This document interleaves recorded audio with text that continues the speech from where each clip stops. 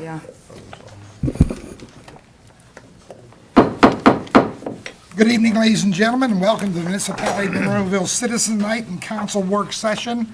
Today is Thursday, June 5th, 2014, approximately 7 p.m. If we'd all kindly rise for the Lord's Prayer, followed by the Pledge of Allegiance. Our Father, who art in heaven, hallowed be thy name. Thy kingdom come, thy will be done, on earth as it is in heaven. Give us this day our daily bread, and forgive us our trespasses, as we forgive those who trespass against us. Lead us not into temptation, but deliver us from evil. For thine is the kingdom, and the power, and the glory, forever. Amen. I pledge allegiance to the flag of the United States of America, and to the republic for which it stands, one nation, under God, indivisible, with liberty and justice for all.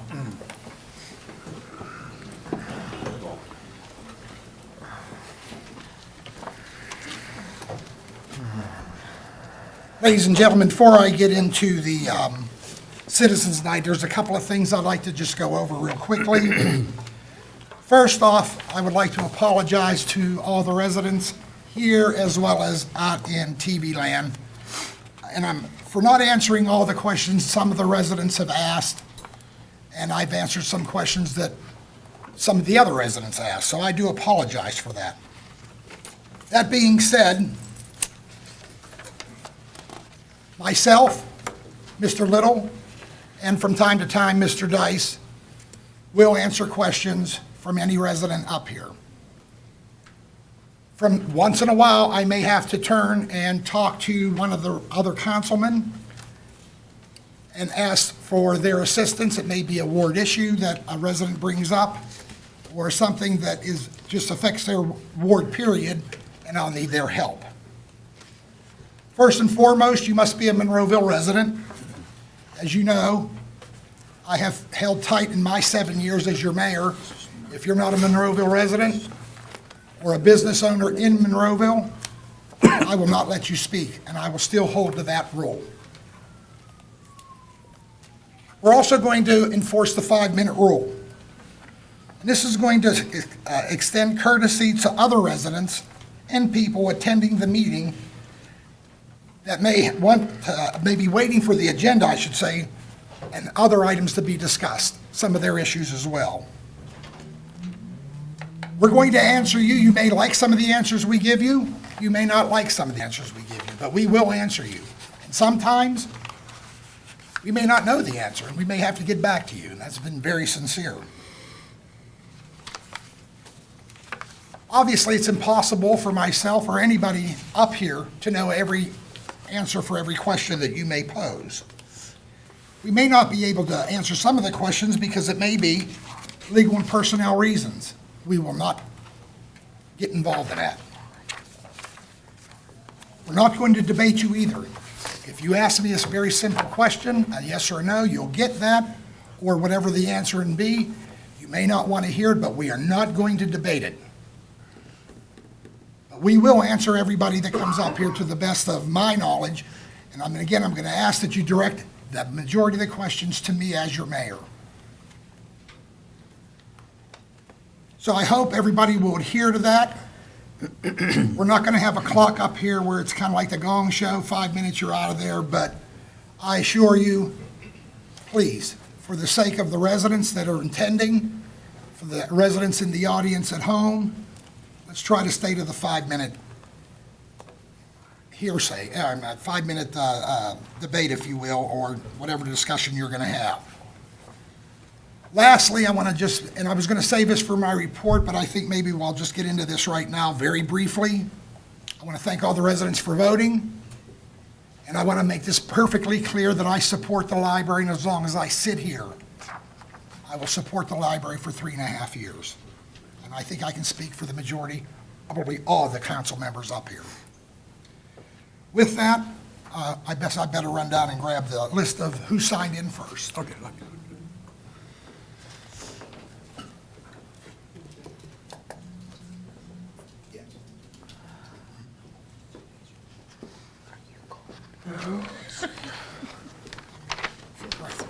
heard him say that. Did you check the other list? Yeah. Nobody knows. Do you tell them what Wilson done? Oh, and by the way, ladies and gentlemen, well, I'm not sure, but we do have a couple of our council members missing, and I'm not sure where everybody's at, but I'm sure they'll be back next Tuesday. Anybody know?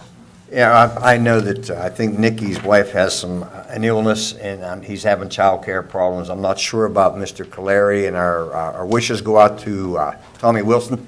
He's currently in a hospital. I think he's going to be okay, but we'll keep you abreast. Could you tell us what else?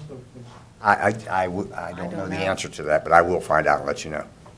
Thank you for that, Jim. I did not know that, so best to you, Tom, and obviously to Nick's wife, so. Okay, Robert Heiss, if you will, please.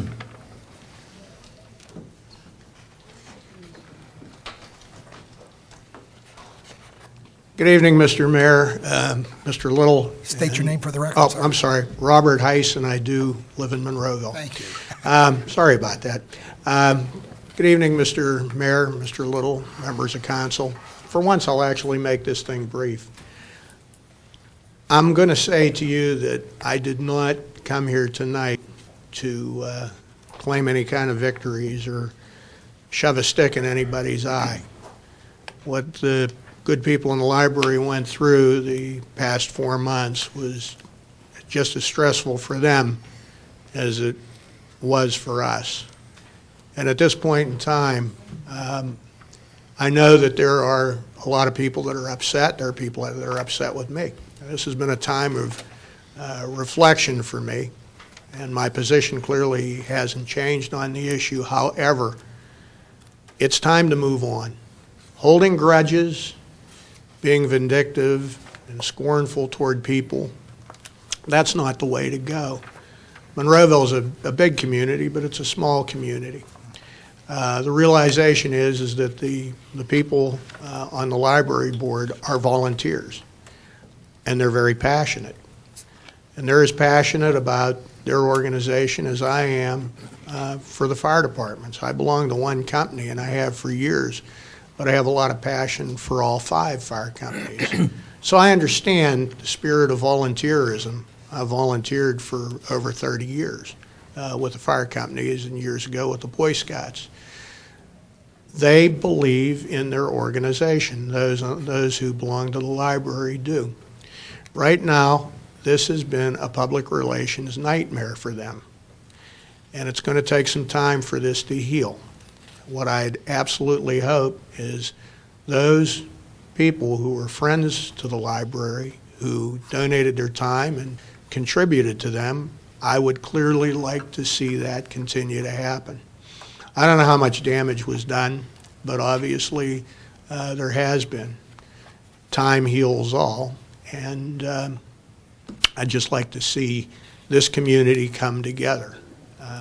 We've gone through hell the past 3 years, and there's still people that like to stir the pot for whatever reason. But that can't continue. We need to come together as the Monroeville family. We need to be able to agree to disagree with one another and not hold grudges. There are people that are angry with me that support the library and knew my position. I've seen the looks in some of their faces when I've run into them at Giant Eagle or whatever. I regret that. I certainly hold no grudges or no vindictiveness toward them. But I'm sure they'll come up with a plan B. They're smart people, those people on the library board, and I'm sure they'll come up with some creative fundraising. And I would actually support that.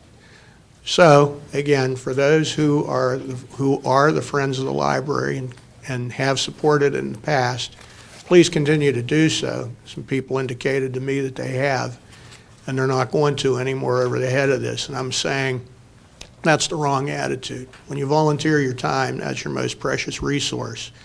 And for the good people on the library board, it's an extension of their family, as well as the fire department's been an extension of mine. And I want to say to all of you, this is it. It's totally out of context for me to be up here speaking. I have the last 4 months. So with that being said, I'm going back underground. I'm going back under the radar. Lastly, God bless all of you people on council. God bless the mayor and Mr. Little, and God bless the municipality of Monroeville. I bid you all a good night. Thank you, Bob. Thank you. Patrick Moynihan.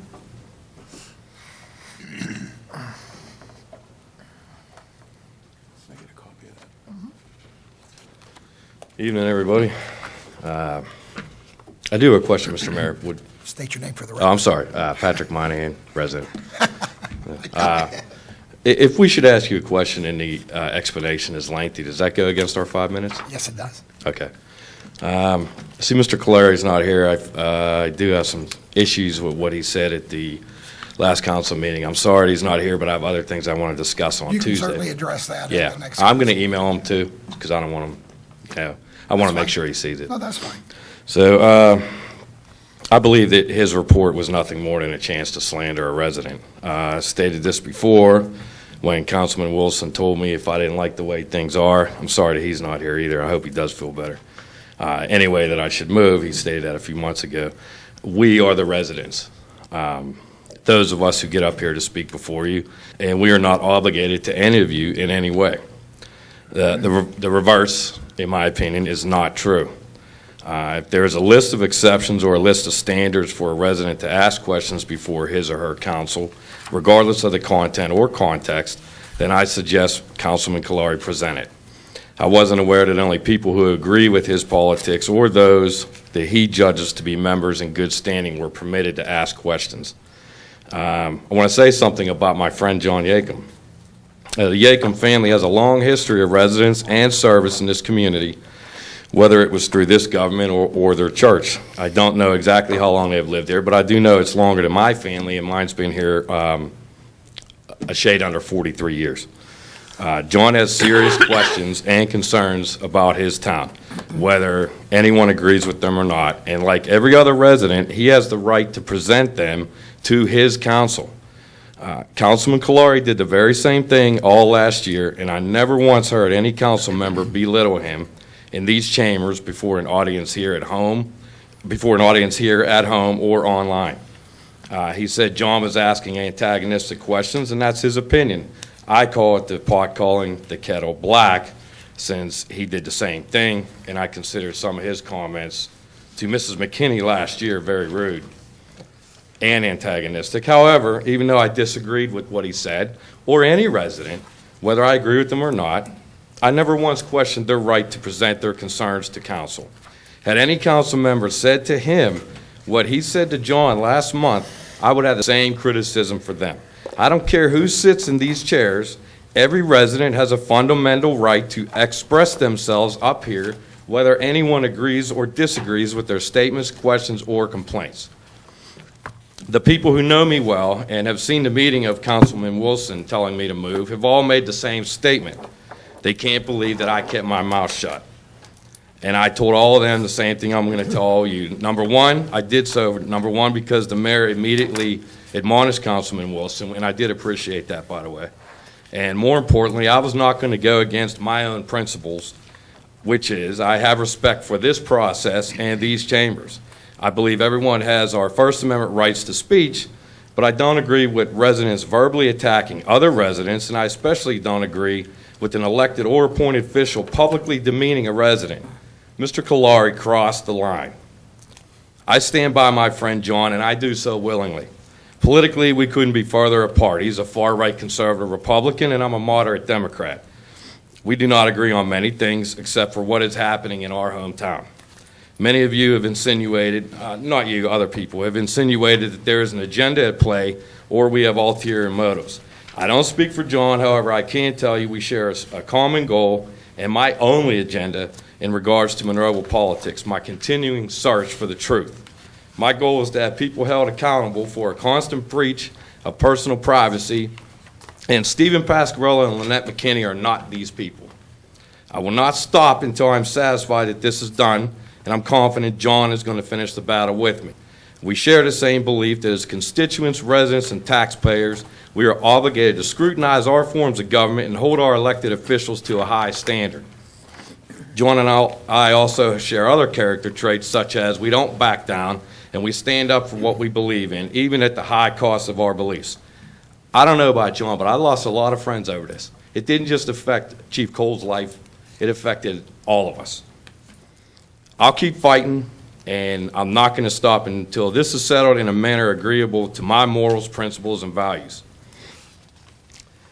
On another note, Councilman Wilson did state that he wished some of us would come here and offer something positive, and I'm here to do that. At last night's Citizens Night meeting, during a break, Councilwoman Gatos approached me, and we had a very nice conversation. We didn't come to any agreements, but we still had a very nice, very friendly conversation where both of us heard the other's issues. I greatly appreciated her willingness to search me out and approach me. 2 months ago at a council meeting, Councilwoman Gatos didn't hesitate to apologize to me publicly after I felt she slighted me publicly. And again, I greatly appreciated it. Last month, Manager Little and Linda Gatos did make the attempt to answer John's questions or make arrangements to meet with him. John stated he wanted it on the public record, but it was the gesture that impressed me. In our view, finally, two of our elected officials didn't dismiss us or ignore us. In my opinion, it was a step in the right direction, and I greatly appreciate what you said earlier, sir, to have our questions. If you can't answer them, I understand there are some legal barriers that you can't do it, but if you could answer some questions, I greatly appreciate it. Confrontation does not have to be contentious. Within these chambers, they should always be held with dignity. I'm not saying it should be a circus either, but I will say that this public forum is a place for questions to be asked and answers to be given. Despite others' insistence that this is not the place for debate, I wholeheartedly disagree. Having only 2 chances a month to appear before you all, when and where is the place for debate? I'm going to leave some of this for Tuesday. The only other thing I would like to point out is John's going to be furious because he did ask me not to say anything about this. He told me that there are bigger issues to discuss than what happened with Councilman Kalari. I feel that as a resident, I don't want any council person to criticize any resident regardless of their beliefs, and I felt that this was important to talk about tonight. So sorry, John. Thank you. Thank you, sir. Betsy Desmond. Hi, can I give you these papers to pass? State your name for the record. Oh, Betsy Desmond, Monroeville resident. It's okay. Everything's up over your head. Good point. We can still hear you. I run the Crime Watch in Garden City now, and we're hosting another meeting on Monday, the 23rd, at 7 o'clock at the Garden City Fire Hall. They've donated it to us. I want to invite all the residents of Monroeville, not just the Garden City residents. There's a lot of things going on, a lot of goods happening, but also there's a lot of people who are not locking their cars, and they need to be told, you know, what's going on and the good stuff that's going on. So I asked that maybe Joe could put this on TV. Greg, can I'm you? sorry. I'm listening. I know. Sorry. Could you ask Joe to put this on TV? Absolutely. Okay, and I hope to see you all there, or your residents there. Thanks. Thank you. Okay, once again, I'll leave it open for any resident like to address council. It is certainly your right. All right, ladies and gentlemen, we'll close the Citizens Night proportion of our meeting, and we're going to go to, we have a presentation by our Christy Fusco, and I guess, Lisa, I guess you're going to come up too as well? Yes. If you would, please.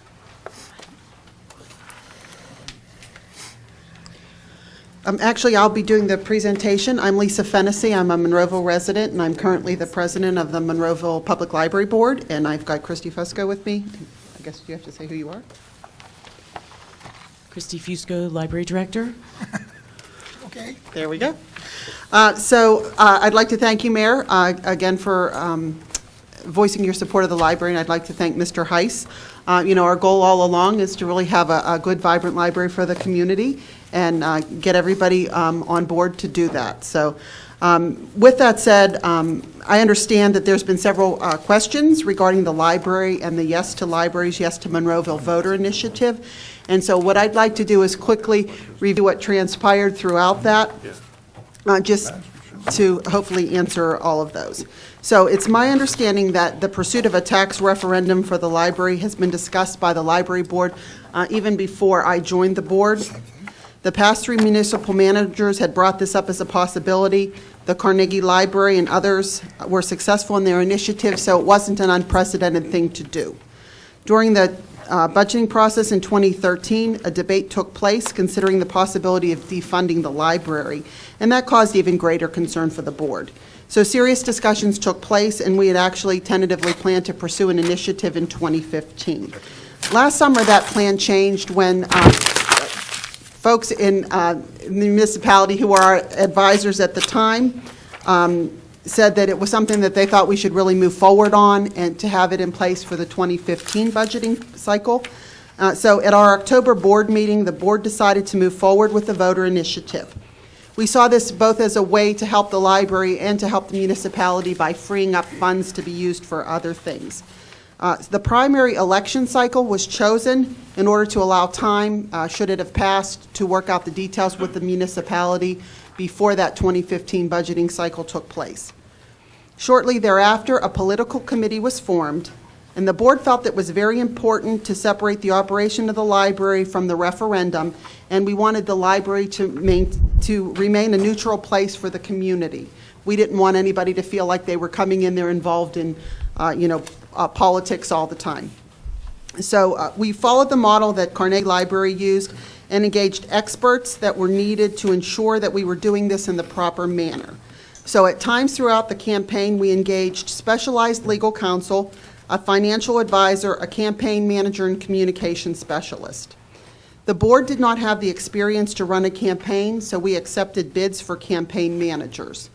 We settled on the Carey Group because they came in at a substantially lower fee, and the reason for that is they were able to leverage the work that they had done with the Carnegie Library. The Carey Group treated this like any other campaign. They looked at past primaries and voter turnout, and their goal was to identify as many supporters as possible and used a petition drive to identify the first round of supporters. Throughout, they targeted super voters, especially those who were library patrons. We had a mix of people going door to door, volunteer calls, paid live calls, and robocalls.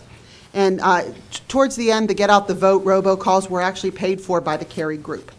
And so the goal throughout this was to run a purely positive pro-library campaign. All of the money for the campaign was paid for by the political committee. No public funds were used for political purposes to support the ballot question, and the necessary steps were taken to ensure that this was the case. We were hoping for more contributions to be made directly to the Yes to Libraries, Yes to Monroeville Political Committee, but the board saw the need to contribute to the campaign from the MPL Fund. That's a 501c3 supportive organization, which is separate from the library and separate from the library endowment. This fund was established back in 1983 to be used at the discretion of the MPL Fund Board to improve the library. The MPL board members and the MPL Fund board members are in fact the same board. We were advised by a tax attorney from Lee Tishman that this would be an appropriate use of the fund money, and this was done with unrestricted funds and in accordance with the applicable IRS guidelines. The campaign was funded by private contributions. No public money was used. All the necessary forms were filed with the election department to account for revenues raised and campaign funds expended. The original application was filed with the Pennsylvania Department of Elections, and that application was returned because this was a ballot question and not for a candidate, so they told us who should really get it was the Allegheny County Library Election Division, so then the paperwork was sent to them. And a financial report has already been filed with them, and that's a preliminary report. Final financial report will be submitted by June 19th, as that's the deadline required by the county. And at that time, we'll send you all an updated copy so that you can see everything that went on with that. So I want to ensure everybody, members of council and all the residents of Monroeville, that the board takes our fiduciary responsibilities very seriously, in hopes that you can now see that no taxpayer funds were used to submit the political activities of the ballot question initiative, and that we've provided the necessary documentation to verify that. Hopefully this answers all of the questions. Our goal is to continue to deliver library services needed by our community and continue to work with all of you to ensure that happens, and continuing the funding and support that we've always received from the municipality. Lisa, I just, Yes. or either one, I guess, I'm looking on your sheet and I don't see where you have the robocalls. You said the Cary Group did, I guess, buy that for you. Yeah, you know I don't what- see that as income And anywhere. that happened towards the end of the campaign, so our financial person is here.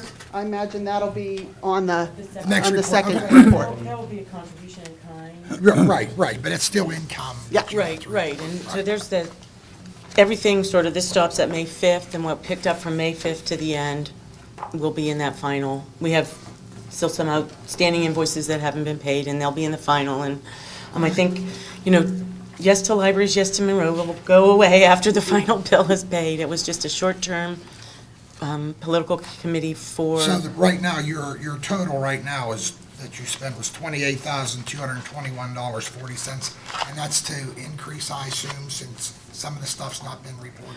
It will increase Yeah, a okay. small amount, not, most of our bills were paid, there's just some remaining. Yeah. Well, you have a couple of robocalls. They're about $700 a piece. I'm just using round numbers. Is that about fair?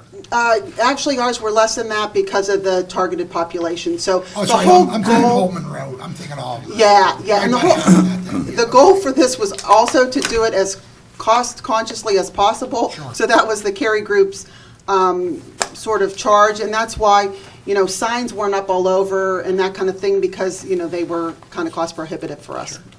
Council, any other questions? Yes, I have some questions. Okay. The Cary Group you're telling me was the campaign managers. They were not the consulting group, because you have them listed as consulting. I guess we classified them as consulting, but if you're talking about, from my perspective, everybody was a consultant. They were the political campaign consultants. Okay, so, because you have 3 consultants listed. So the Cary Group ran the campaign. Who are the So they other were the ones you campaign questioned? They're the managers, correct? campaign manager. Okay, then you have a Diane. Whitecheck. Yes, you have hers consulting as She's our well. communication specialist. So Okay. she put together all the messaging. So she, gathered information from, the board or, through some of our education efforts for the library, and then she put that into a concise message for us. Okay, then you have new partners consulting. Those were the callers.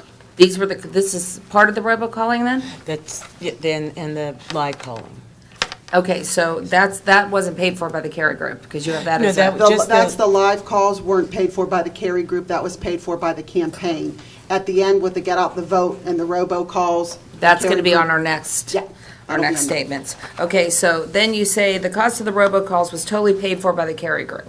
They're not going to be asking for repayment of that? We're not going to see that as a debt as well? No, they gave it as a gift in kind towards the end of the campaign. It was just the get out the vote the night before the election to remind people who had said they would, during the calls. So that was the previous night calls then? Right, no, the Okay. Cary Group, the new partners payment covered all of the phone contacts except for the volunteer phone Okay, contacts. can we talk a little bit about the phone calls that were made? I've had a lot of calls from residents that were given misinformation. So at the beginning, I don't know what happened with our manager, that the first round of calls, there was incorrect The information. managers would be, who am I looking at? The Cary Group. The Cary Group, And as okay. soon as we found that out, we made sure that they corrected that information. So that was, I don't understand how that wrong information got out. We were actually kind of disappointed in that ourselves. Well, yeah, because I think they kind of hurt. Yeah. Your cause. What wrong information? People were confused as to whether or not it was a one-time tax. Correct. And then They there were was- told that it was, when It we is. know that it wasn't. There was also business owners contacted that were told that it did not affect the businesses, and we know that it did. And that, Or would've. and that was Would have. and that was immediately corrected. So unfortunately, when you're dealing with a lot of moving parts, a couple things happened with that information, and we took every effort we could as soon as we found out to fix it. Unfortunately, it did do some damage, I know you know that. Yeah, And, you know, but it did Yeah. definitely hurt. And so throughout this whole thing, we got a total of 2 calls from residents, and I personally called them back, to fill them in on the information. So Okay. if anybody contacted us, we tried very quickly to call them, and if we were able to and we found out that bad information was given, we made sure we corrected it as quickly as possible. Okay, I'm really, really unclear on this, the Monroeville Public Library Fund. Yes. This is money you're saying has been donations over the years that you Yes. have saved up in a little pot over here? And it was your choice to use however you want? It's a 501c3 organization, so it's a nonprofit organization. It was established back in '83, so it's been in existence for that long. It contains, several different kinds of investments, and that's where donation money goes. And we have some money that, people sort of bequeath to us, and so we have some money we use for particular types of programming and things out of that fund. So you don't ever use that for any, like you talk about the flooding at the entryway. You would never use it to fix something like that. This is more for, like, to buy books or Well, programs or... We could use it for that. We've historically used it for a lot of programming information, and fixing before me. things. Okay. Yeah, so. I mean, we I use- don't know what the balance was in there or what it is now. Yeah. That doesn't show me that. It's in all of the reports in the minutes that come out monthly. Okay. From the library board. When we started the campaign, it was something in the neighborhood of $138,000. Okay. There's a certain amount of funds that you can use for this type of activity because it was directly in support of the library. Okay. Again, that's why we had to contact the tax attorney. So we engaged a couple different attorneys Yeah, I who saw had that. very specialized knowledge of this type of activity. Okay. So Lee Tishman is the one who knows about nonprofits and use of that kind of fund. Okay, so he helped you with the Monroeville Fund Yeah, then? and that's Bill Buck is the attorney's name, Lee Tishman is the group. Okay, And then the Ira Weiss Yes. Law Group. Yes. And what they did is they helped us with what is the correct ballot question? How do you do a question like that? How do you do an initiative? And also, they helped us with how many votes do you need to get something like that on, or not votes, how many signatures do you need to get something like that on the ballot? oh, okay, that answers that. Okay, then when I look at this, you're showing that the Monroeville Public Library Fund, which you took out $26,076.40, and you're showing it as an unpaid debt. How is that an unpaid debt if that was money to be used for this? And so basically, to me, you're showing it that it needs to be paid back. I have to ask my financial person if we can bring him up It- to it answer was- that, or do you know the answer to that It was one? actually made as a gift with the hope that... It says loan. It says loan. It doesn't say it's a gift. You worded that as a loan, and that's where I get concerned, is that if that's a loan out of that fund, then that money needs to be paid back. But if that was donations, then it shouldn't have to be paid Right. back. It will be, You want to state your name for the oh, I'm record? sorry. My name is John Degnan. I'm a CPA. Okay, How are you? very good. I don't live in Monroeville. That's I okay. teach in Monroeville, but I don't Okay. live in But you're part of Monroeville. the library, so go ahead, it's okay. I teach here, I teach here. Okay. We did classify it as a loan because our hope was that there'd be more contributions that could go. Okay. Then, when Lee's teacher, when we met with them, said, if it can't be paid back, then we will show it as a contribution. Okay, so. our intent was- This may, then, so this final entry here will probably come off of the unpaid debts and basically the loan thing, and that'll. it'll go away, Okay, yes. because I was very, very concerned to see a $31,000 debt. That's my thing, trying- because the intent was that we would have enough people contributing that we could pay it back. Okay, and the rest of the other debt that's still left there, how's your intentions of paying that money back? They will, they'll be paid back, most of them have been. They will take out more money from the Monroeville Fund. Okay, so And that's that going to will- supply to pay, so and- you're and going to. that would be an increase in the contribution. You're going to be cash solid, like, when Yes, we're done yes, with oh, this. yeah, It's going to be a yeah, zero. yeah. Be zero. Like the Trib Media ad, okay, so there won't be any debt left to the No, no, library. there will not. And there was not any taxpayer money used, no county money used, no RAD money used. Just for the residents' knowledge, I want to make sure that they understand that you did not touch one dime of their money for this initiative. That is correct. Okay, Thank you very much. thank you. Council, any others? I know, Mr. Dice, you had a question, but any other questions, Council? I have no questions. Mr. Dice? I'm looking at the report, and on the cover sheet, it talks about B, the total monetary contributions and receipts are founded on Schedule 1. And Schedule 1 is made up, it appears, of 2 sheets of paper. First, the summary sheet with contributions and receipts, and then the second sheet is all other contributions over $250. When I add those up, I see a 145, a 500, and a 1,000. Then I see a 100, a 50, a 50, a 200, a 100. But then I see all of a sudden down at the bottom, the total reported period, 27,000. That doesn't add up to me. I'm trying to understand why there isn't a contribution of some 20-some thousand dollars reflected. And help me if you can tell me where that's at. It is- One of those 2 sheets. It's only as unpaid debt, and that is the money from the Monroeville Fund. Okay, but which, somebody wrote a check, right? yes, yes, And it came out of a fund that is this 501c3.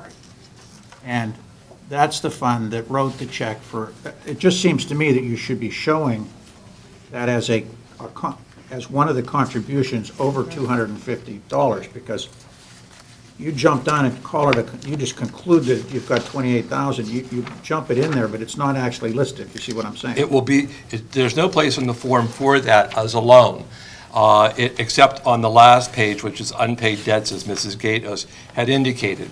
So in the report that will be filed on June 19th, that will be shown as a contribution from. But it could have been on, like he's saying, it should have been on page 4 here. It doesn't, the state doesn't do it that way. We follow the state rule. And those are not, they're shown as unpaid debt until such point as they get categorized as being unpaid and moved to contribution. Because you used all that money up, right? I mean, Yes. as I see all the expenditures, 8,000, 3,000, 9,000, almost 10,000, 1,600. I mean, it clearly got used up. Yes, sir. So in my layman's terms, that will move over now that it's no longer going to be considered a loan. So on That the is correct. final report, it will move over into that part of the report. What's left in this library fund? 138,000 less, 117,000. Okay, so there's still a sizable balance in the, what you call the library fund, this 501c3. Yes. How about making sure that Tim knows about that? I don't know, It's on the report. Is it on the report? Yeah, it's on, yeah. Okay. When we do our audit, I mean, Pete Van Jerry from Hozak Inspect goes down, and that's all audited. That's all in the capital. okay, as long as we know about it. That's all. Okay. No other questions, Council? Thank you, folks. And thanks, you. everybody, for all your support. Thank you. And now we're going to move over to you, Paul. You're going to give us a little dissertation on Public Safety Training Center, if you will, sir, please. And Doug, I guess you're going to join him? Actually, Jamie's going to help Doug at the Oh, okay. Well, it said Paul Hugus here, so. I did- It does. They threw you under the I'm bus. handing it off to Jamie. He's the boss. That's what you call delegation of authority? Something like that. You're just my assistance to this endeavor. Which way do I gotta go, Joe? Turn it around. Just set it there, Doug. I missed it already. Here you go. Doug, are you going to give the public a little background on how we came to the point of what we're doing? And I can, absolutely. yeah, if you could do that. State your name for the record, sir. Yes, sir. Doug Cole, the chief of police here in Monroeville. Very good to meet you. Thank you, Mayor. Jamie, you have to get on the record. Jamie Story, resident of Monroeville. Resident, how about an employee here? Employee of Monroeville. Oh, okay, thank you. Obviously, we've had a municipal training center, public safety training center. It's been funded by multiple avenues over the years. Approximately 6 years ago now, we got into a relationship with the Federal Bureau of Investigation, the FBI. They needed a training site that could be solely used by them. We happen to be in the position to have the property, and we're developing basically a fire rescue classroom driving pad, and they were able to fulfill the firearms side of it. So that's how we got initially hooked up with them. They built the lower end here, you can see a 23-position firearms NRA firing range, including a building that is a training building. That's the firing range there. Up top's the training building. And that training building consists of some open space that we can change and move walls, as well as got some physical fitness, has a couple offices, has bathrooms, has gun cleaning, storage areas, that type of stuff. The FBI came to us in 2012, I believe, late 12, early 13, indicating that they had monies available, that they would like to build another classroom or another building there, and that's what we're at our stage right now with the FBI. They want to build their second building, if we'll call it that. Their funding, we obviously entered into an MOU with them to provide the maintenance, the electricity, the gas, that type of stuff to the facility, and now they want to build another a classroom building, only a stadium seating type classroom building. Which will be right there. Right That's about correct. As you enter the facility. This other building, as we point out right here, is a classroom that's already there now that's used. It has a garage space as well as a classroom space and office space. And then this large pad right here is the driving pad, also used for parking. And then the existing burn building, as you can see at the top, that was a grant from Representative Mark Kozik years ago to build that for the fire guys. You give the public an orientation of where this land is. Some people in the public may not even know where it is.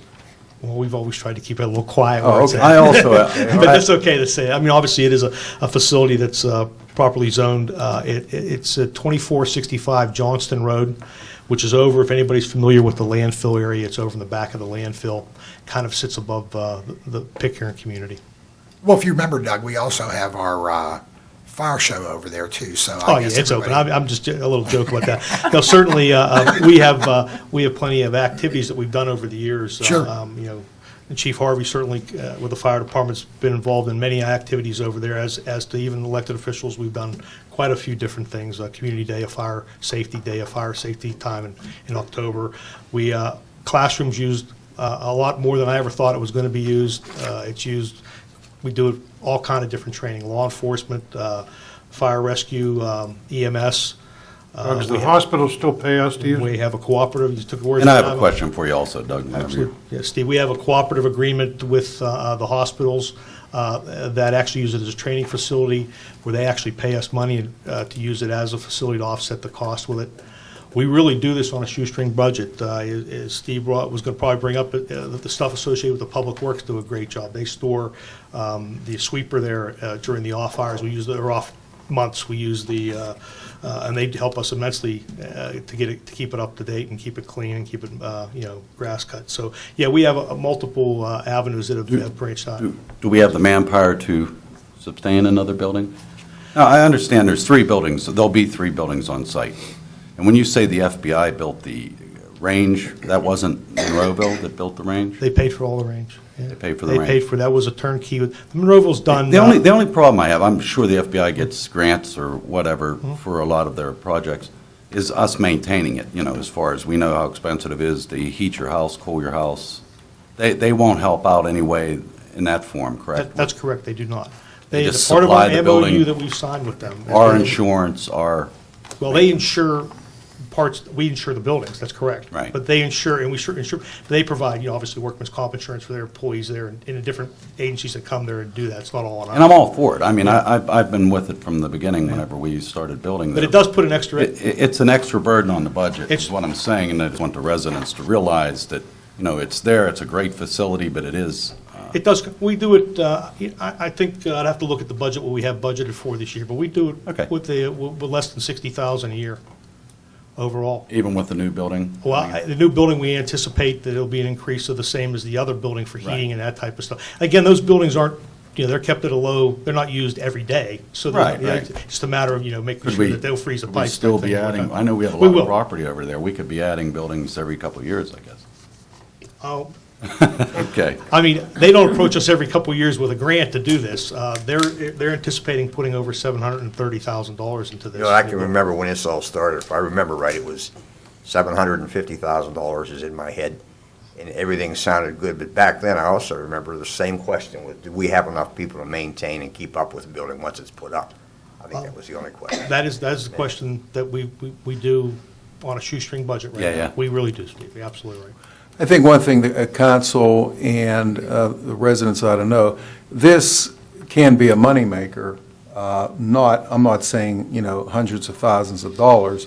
However, the fire chiefs are discussing in preparation of utilizing this facility maybe next year to do some kind of I'm not going to go into the details about it, but the facility can be used more and more by outside fire companies and even nationally, having conventions here and things Well, I like that. know I see our, like the city of Pittsburgh Police up there, I mean, all police agencies from all over.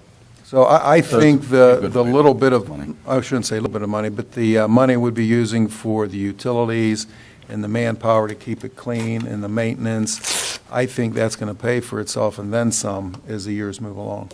Because there's how many municipalities have a facility like this? None of Can them. be utilized. That I currently see all those municipalities at our facility, and I didn't know if they were paying currently or not. Some courses they do pay Good. for. In That's some great. cases, they don't. In some cases. Steve, we, as the fire chiefs talked about that, and back when it was built, the I don't want to call them political donations, Right. the larger government donations caused us to promise that we would offer the facility to the other fire departments. Joe Markozik, I think, got us $300,000, and, so we kind of made a dedication that we would allow those fire departments, as long as they scheduled it properly, the use of that. I have since had discussion with Mr. Markozik and the chiefs and Mr. Little, and that's about over. It's time that we start charging a fee for the use of the academy, because we're left to clean it up every time. Right. And maintain it. At least to hire somebody to come in and clean it. Right, so we're currently working on an idea that we don't want the fire company, the fire academy and the police academy to be filthy rich, we just want it to pay its own bills. Right on. So that, we're working on that. I can- Okay, thank you. Just to follow up on this, Doug kind of touched on the new building and what's there already, but quasi simultaneous with this project, but separate, is a proposal from Waste Management they're going to construct a new cell to accept refuse over there. In order to do that, they have to dig a big hole. When you dig a big hole, there's a bunch of dirt that has to go somewhere.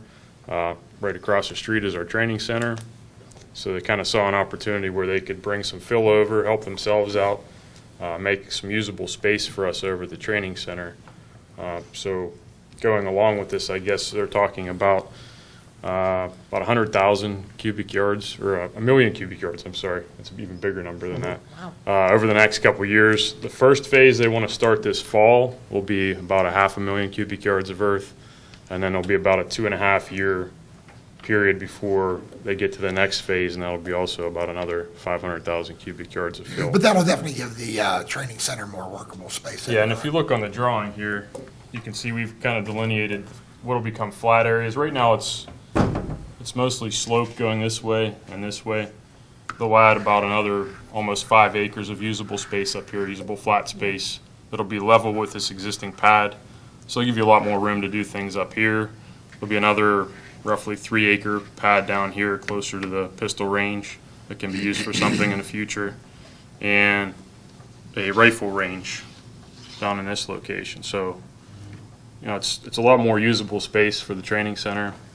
I'm sure that would make everybody happy. And that's happening. So it's good no for cost. Everybody. It's no cost. So it's it's good for everybody in That's the kind of long a run. win-win for everybody. Or James, how often do those mounds have to be The ones behind behind the pistol range? Yeah, Well, one of the other advantages for that is that we have the landfill. that we Right. have to move I the was dirt, thinking we can with just all take that it back dirt. over to them. Yeah. Any of those miles that we ever need to do here, the landfill is done. I didn't know if there at was zero like a cost. code or- It usually ends up being, the average use of a range, and again, this range doesn't get used every day. It gets used, probably, if you look at it, an average of maybe 1 or 2 days a week, consistently used. And that's just, throwing a number out. But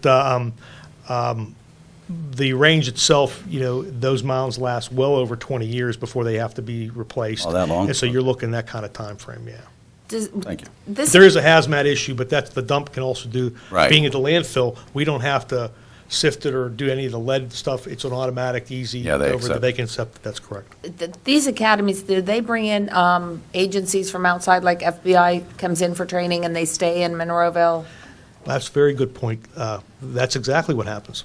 The FBI, the Western District of the FBI is responsible for the whole state of West Virginia and everything in Pennsylvania to Harrisburg. So when their agents are what they call resident offices, and they have to come qualify on a monthly or every 3-month basis or be here for any type of specific firearms training, they're staying at hotels here in Monroeville. So they're spending They're money coming in on a with our government businesses. GSA, and they're getting the government per diem, and they're coming here and spending it in our restaurants and everything else. Wonderful. Absolutely. And that does also occur in any type of courses that we offer. One of the things we don't do is let departments routinely, as police departments, qualify in the range. We don't do the quals, but we put on special classes like firearms instructor classes, any type of special SWAT training type that we put those type of classes on, and that brings people into town from all over the area that have to stay here. Great, It does happen. It Thank happens you. on the fire department too. great, thank you. And Thank you, Mayor- gentlemen. Mayor, I'm I'm sorry. One more thing before they go. The land development part of this with the earth moving, that'll actually have to be a revised site plan, conditional use application. So that'll be coming through Planning Commission to council here within the next few months. Well, I So would assume that you'll be would happen, seeing it yes. in the near future. When is the anticipation for groundbreaking on this? Well, we're, for Which, the, which phase? Let's start with phase one. For the building or for the field? For for the building, like how long is this process going to take till the building's actually up and usable? I think the building will probably be started by fall of this year and completed by early spring of next year. Oh, okay, that's Yeah, pretty that's what we're quick. looking Now, the earth moving, they want to start by the fall of this year also. Okay. So towards the tail end of the year. So next year, it'll be usable. We're hoping, Yes. absolutely. There's some other things to iron out there, so we can't guarantee that, but yeah, we're Yeah. hoping, absolutely. Okay. Any other questions, folks on council? Thank you, gentlemen. Thanks, Doug. Thanks, Jamie. Thank you. Okay, before we get into our work session, I would like to introduce Sean Lawley. He's our new Chief Financial Officer. And Sean, welcome.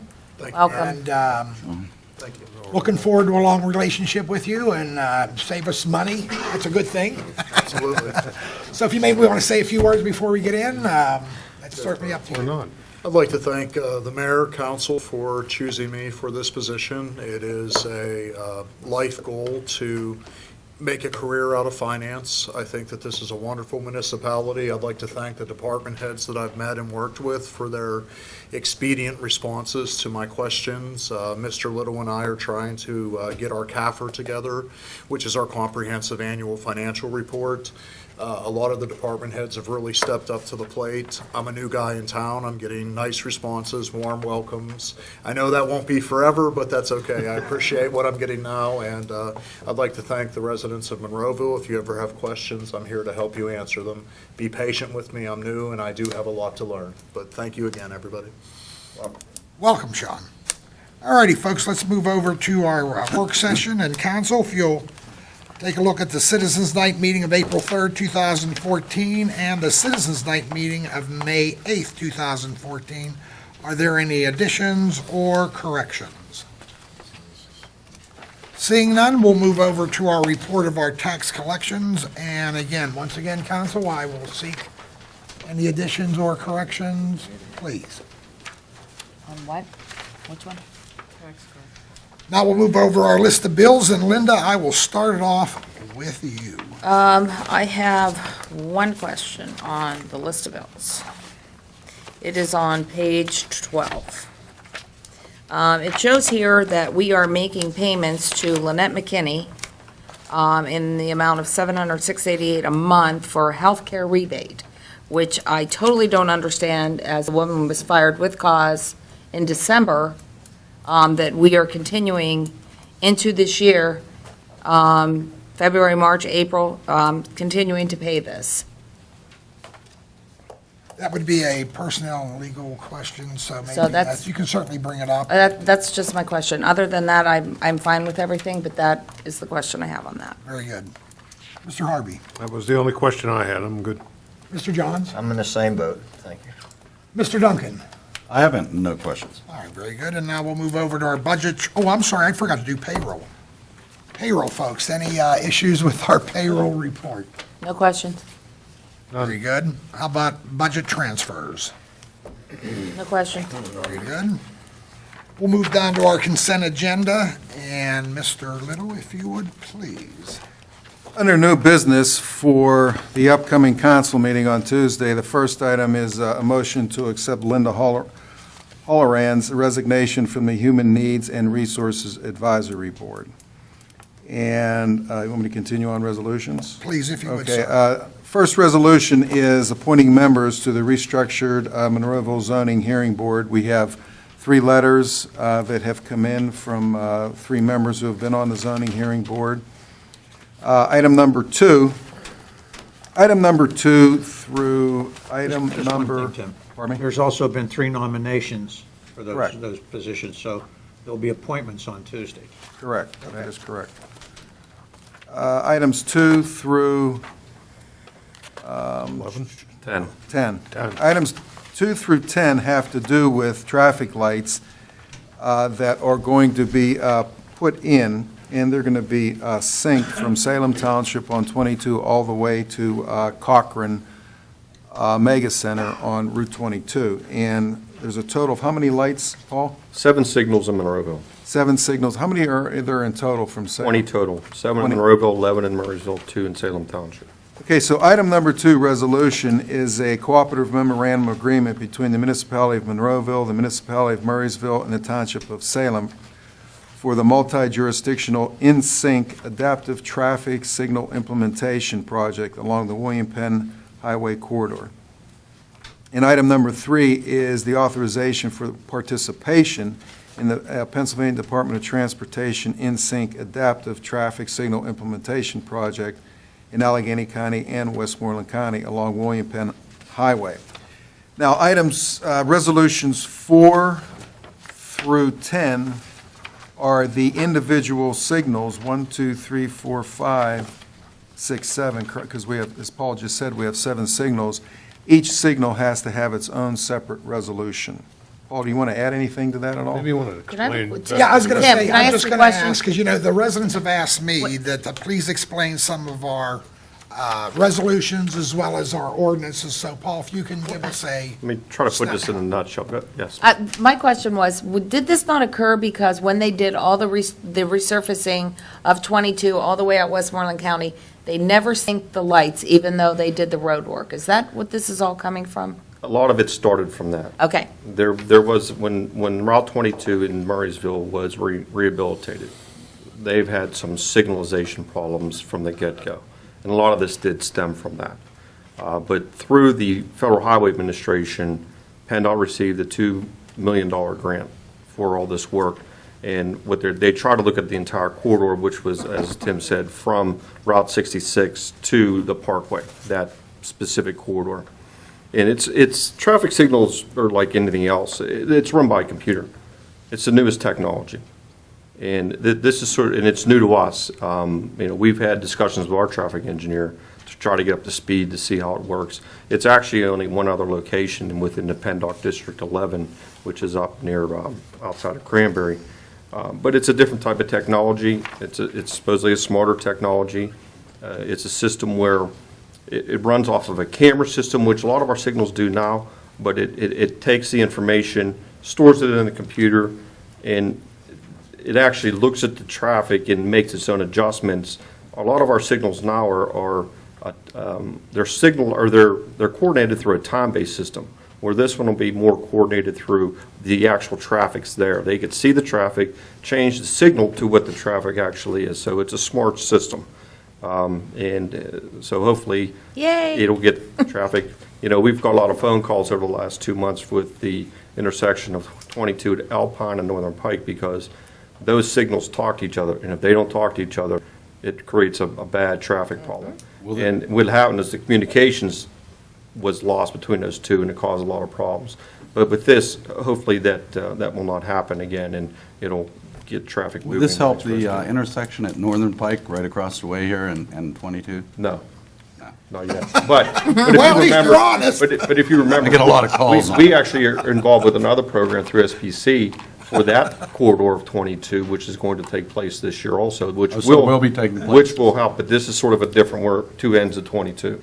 And for the residents' knowledge, we own and maintain all the lights, whether it's on a state or a county road. That's correct. And we line all the intersections and Right, crosswalks. we own and maintain 41 traffic signals. PennDOT permits them, but we own and maintain them. And when I mean maintain them, we have to repair them, we do the line painting, everything that goes along with it. You said this was a grant, so there's no cost to us to sync these lights up. That's correct. We no cost to the municipality, and typically this type of a system costs about $30,000 per intersection. So there's going to be a lot of cost upgrades to those signals that the municipality will not have to incur. Okay. Thank you, Paul. Mr. Little. You're welcome. Okay, the last resolution, Resolution 11, is authorizing advertising for bids for the 2014 road resurfacing program for the attached list of roadways throughout the municipality of Monroeville. Paul has put on the spreadsheet that council has in their packet, and council was given this also last month, and the list has been narrowed down to some degree. What is on there is Harper Drive from Fairlawn Drive to Evergreen Park, Doherty Drive from Moss Side Boulevard, obviously to the end, Heather Drive from Duff Road to the end, Shoemaker Drive from Wilther Drive to Thuray Drive, and Pine Frost Drive from Fieldstone Drive to Sunnyfield Drive. And, well, I won't go into the estimated cost because we're putting this out for bids. So if council is okay with that, that'll be a resolution for Tuesday's council meeting. None of them are in Ward 6, I guess, next year, maybe. You can explain why these roads were picked over the other ones, over any Absolutely. other roads, so the residents aren't like, what about Right.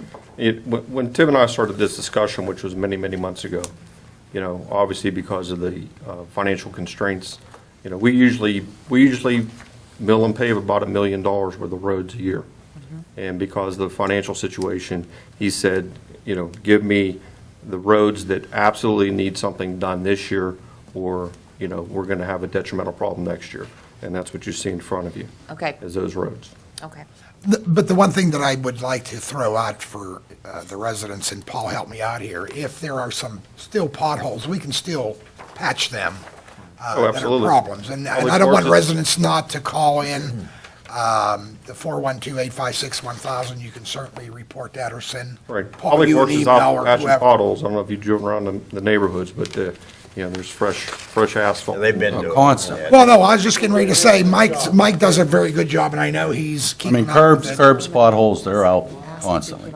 Oh, yeah, well, but I just want the residents to know that we're still gonna do that as well, in addition to the 5 roads or 6 roads, whatever it is, that we are gonna take care of. and everything. And I thank you, sir. We do not have any ordinances at this time, so we're gonna pass on that. And we're gonna move over to our reports of our officials, and you know what, Mr. Dice, do you have any words of wisdom for us? I have no words. No words tonight, okay. I'm wordless. Mr. Little. No, the only thing I want to add is, along with what Paul said about the constraint on the finances, and we've cut back the road program to some degree, to a degree. Right now, staff is working on a capital improvement program, and we're going to get that to council sometime this summer.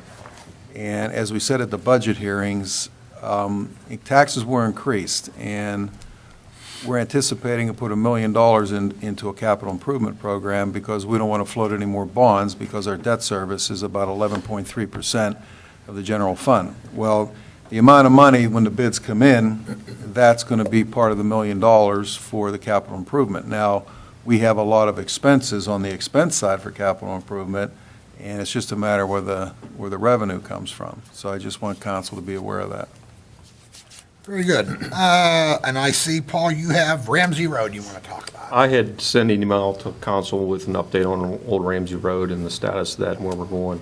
So, if you have any questions, I'll be more than happy to answer them. But hopefully by next week, we'll have some firm estimates for repair of that. I know my residents are glad to hear it's moving along. I know they are.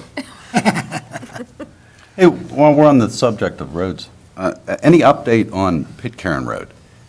I'm receiving a lot of complaints on that, I mean, it'll be a year this July. I know. Come on. I know it's not us, it's the county, but I had sent a email to their project manager this week and have not received a response. you have not received Have a not response. received a response. I mean, is there any way we can hold them? I mean, I understand it's their road, but it's our residents. I understand.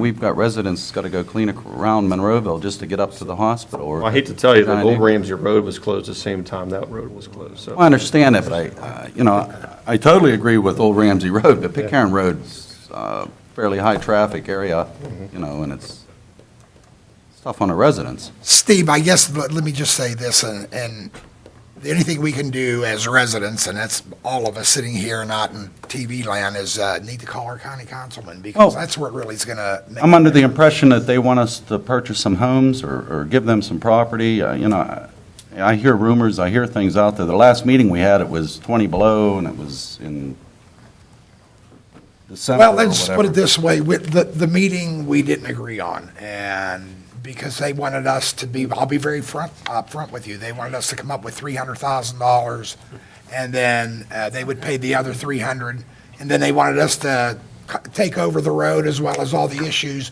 with the private property above. I certainly was not in favor of that. I don't believe our engineering staff was in favor of that. So what do we tell the residents? Just to hang in there, huh?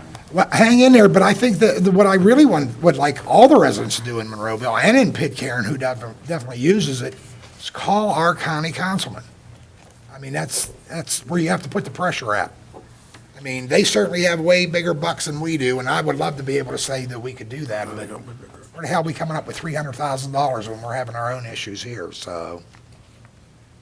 That's actually the first I've heard of the 300,000. I didn't know what they were. And they also wanted us to take over the road. Paul backed me up on that. They wanted me to just not only take the road, but the issues with the private property up above and even their fix, and I'm not an engineer, but I didn't even like the idea of what they were going to suggest as a fix. So we took care of our issue up on Taylor Street. Am I not correct in saying that, Mr. Hugus? Not as of yet, it's on the books to get done. Okay, but we've also had the engineering prove that we were not part of the problem. That's correct. I can recall being down there several times, and we had talked about why couldn't they put Jersey barriers down along the sides, you could at least have one-way traffic through there. But now I see they got them crossed, they got the whole road blocked off. Yes, now. they do. And Paul, maybe we can send an email to that effect, see if he can maybe open up one side. We did have conversation about I that, remember that, but I just, and they did not agree They with did- that. they But if you agree with recall, the years fire ago, down by Sugar Camp, they did exactly that. They had a stop sign set up for the road closure down there. That went on for 8 months, 9 just seems months. kind of dumb why they can't just put Jersey barriers and put a stop sign and get one-way traffic. But Okay, well, we've got to call our representative. County council, that's who we have to call, Chuck Bartoni, and he's a great guy, and I'm sure he'll help us the best he can, so. All righty, let's move over, thank you, Paul. Let's move over to our council reports, and Steve, we'll start off with you, bud. The only thing I have is I've got quite a few residents contact me in regards to the elimination of the park leader program, and I know that was part of the budget process that the department heads were asked to cut. And when I looked into the little follow-up, I was told that the usership was down in some parks.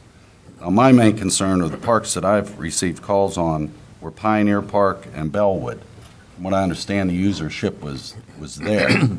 And I understand the cuts that we have to do. I don't know, was there any other council members that received any calls in regards to this? Yes, I have. 'Cause it was- I did. Yeah, so did Well, I.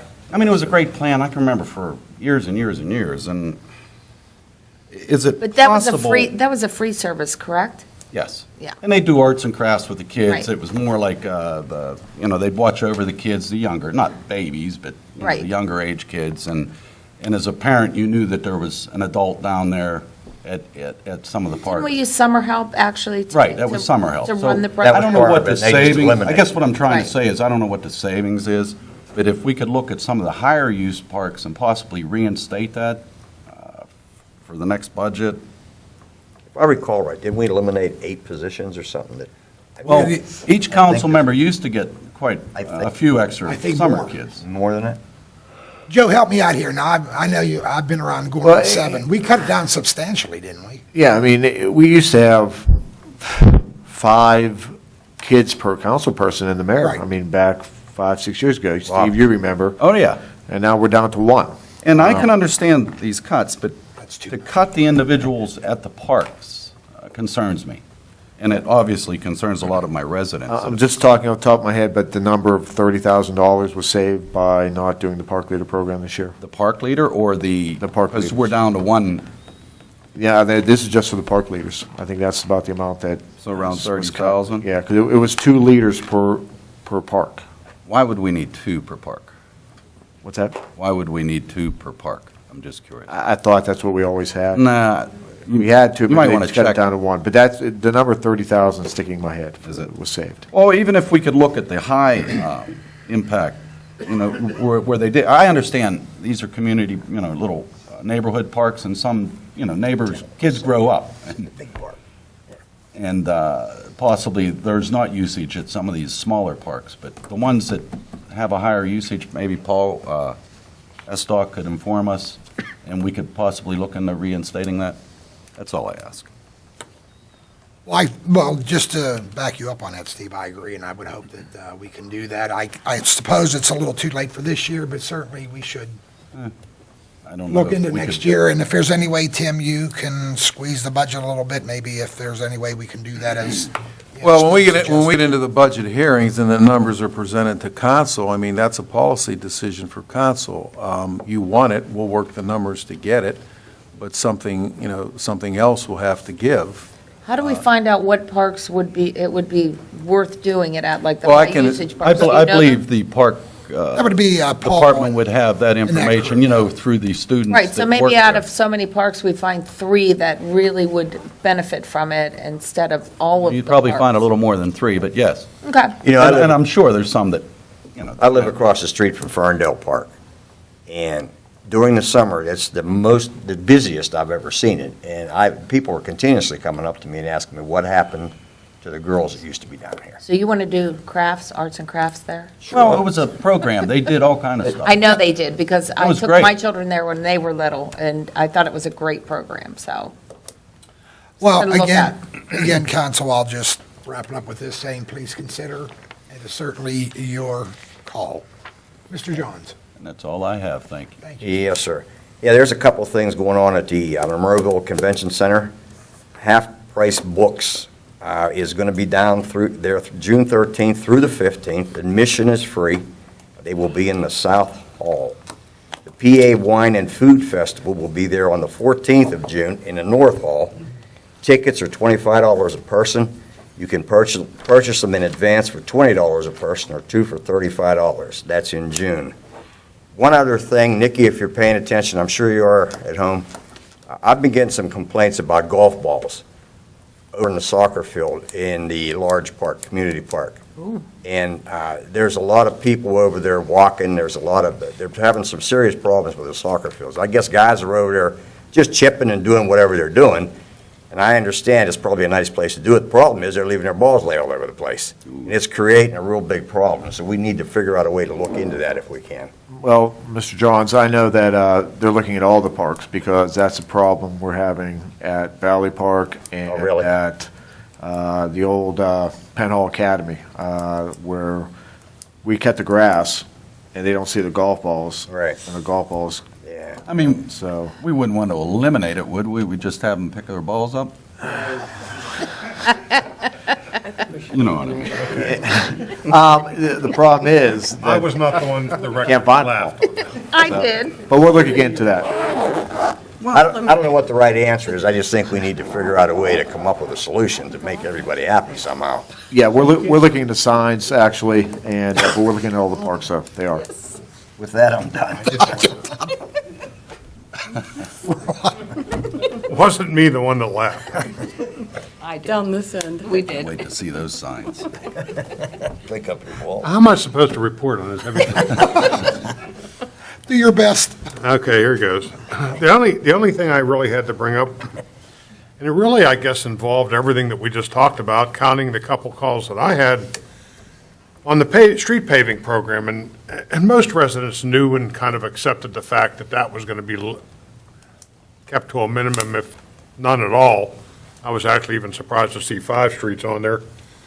And, and I told them that the engineering department was going to be picking them because certainly we weren't at the stage of the level of finances that we used to be when council would each pick 6 streets or something and turn them into Paul and tell them that's what they wanted paved. So it got me thinking about the whole financial condition of the municipality in general.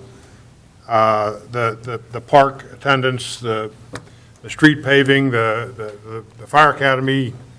And every time we make a request, Mr. Little erases some money from something else. I mean, he has to. He's only got a kettle so big. Even with the tax increases, all we did, I think, was put ourselves back to even. And maybe the intention was to, put some more money back in the savings that was used over all those years by the other council that depleted it, not to mention the bills that were racked up, the legal fees and all the expenditures, and every time they turn the page up there, I think they're finding something else out. So, not that the tax increase isn't taking care of business, it's just that we're continuing to try to run like we used to, and we haven't caught up yet.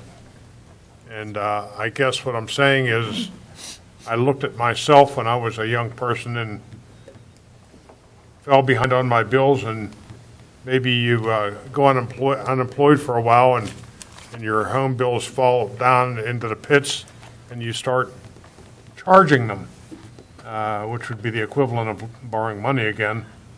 And when you get your job back, the first thing you have to do is pay off your bills. So I think the first thing we have to do is catch up. And I'm just saying that there's obligations out there that we have to, maybe we don't put it all back into the coffers right away. Maybe we catch up with things that the residents want and that we have to catch up with. And, years down the road, next year, the year after, we start catching up with the retirement funds and the savings and things like, I don't know.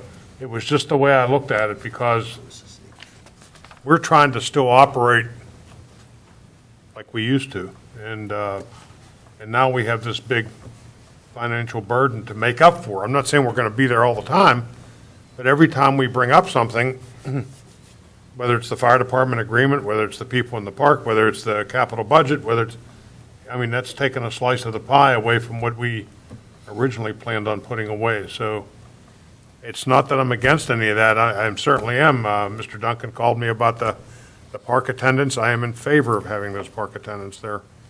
It's just like he said, though, some of the parks don't need them because kids grew up and the neighborhood doesn't use them like they used to. But we have to figure out how we're gonna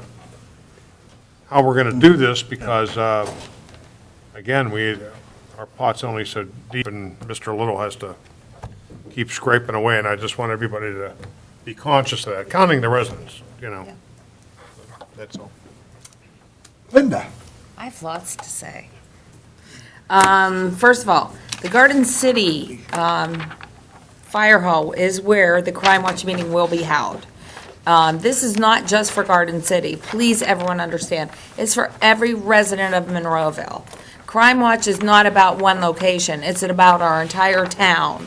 Please get involved. Please find out. As we know, with a lot of the activities we've heard about on the news, you need to keep safe. You need to watch out for your neighbors. This is a way to do it. This is a way to learn something. This is a way to talk to people from all areas of Monroeville so that everybody gets on the same page. Let's keep an eye out for each other. And so, again, that's at 7 o'clock on Monday, June 23rd, and it's at the Garden City Fire Hall. It will be listed, and please, please take your time. Go and learn. Find something out that will help you or maybe your neighbor. That's first. Secondly, I would like to, of course, welcome Mr. Lally. Very glad to have you. You've got a long road to haul as well as us. So thank you for joining us. I also want to welcome Tina Mueller, who's in the audience, who started on Monday, and glad to have you back. To Mr. Griesbach's wife and to Mr. Wilson, thoughts and prayers go out to you. They're sent your way. Mr. Moynihan, thank you very much for your words. I agree with you that the residents have a right to speak to us. It's your right. I loved having it when I was out there. That is why we've kind of tried to adjust things for some answers back. We thought it was a good idea to sit quietly because there was so much bantering in the past with the council that we thought it was best to sit back and then maybe try to address your issues when it was our turn, like now, to speak. And we're human, and we're making an adjustment. And the adjustment is to try to answer what we can. We don't want to get in arguments and debates, and I don't even know if debate's the right word, but we don't want to sit in arguments. We want to address you, and so therefore we are making the adjustment, and it is for all the residents, so that we can have an open relationship with everybody. I think that's what everyone's looking forward to. But again, we were human. We tried to settle an issue. It didn't kind of work completely for us, so we're adjusting it. So, thanks for giving us that time. And, I'm just hoping the respect goes both ways. So that's what I have to say about that. Lastly, we had received a couple letters congratulating 2 different officers who have completed their probationary period here in Monroeville. And kudos to them. And one is Officer D. Felice, and one is Officer John Marcetti. So congratulations to them, and that's all I have for tonight. Thank you. Very good. I have a very brief report as well. For the residents, FYI, I am swearing in 5 new officers next Tuesday. Certainly, we're going to be a welcome addition to our police department. I also would like to let everybody know summer's fast approaching. As kids will be out of school, please slow down, drive safely. The other thing is our Memorial Day Parade. For all those attended, thank you. It was nice to support our veterans. And for everybody, if you don't remember, tomorrow is the 70th anniversary of D-Day. So to all our veterans, especially our World War II veterans, you were certainly part of the greatest generation. I certainly, as a veteran myself, can't even disagree with you men and women went through was pure hell. And I thank you for your service. We're certainly a lot better off because of what you did from the day you were discharged to today. You certainly made America great. Tina, obviously, I saved you for last. It's nice to have you back. I'm glad you're back in IT. I know you'll do a wonderful job, as you always have, and thank you for that. And ladies and gentlemen, I'm going to ask for a motion to go in an executive session. And this is for personnel as well as legal reasons. Do I have a motion? So moved. Is there a second? Second. All in favor? Aye. Thank you, ladies and gentlemen.